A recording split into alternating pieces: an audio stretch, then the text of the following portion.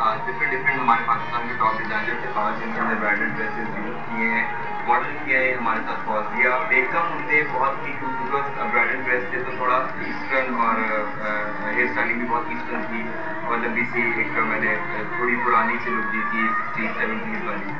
और फोटोग्राफी में हमारी बहुत ही बिकॉज क्योंकि हमें कपड़ों पर मेकअप एम्फसाइज करना था तो light it's like flat light की और कट लाइट भी यूज़ की है। हमें इस तरह की लोकेशन चाहिए थी जो किला किला जो है वो किला लग रहा हो, किला का जो है वो लुक आ रहा हो।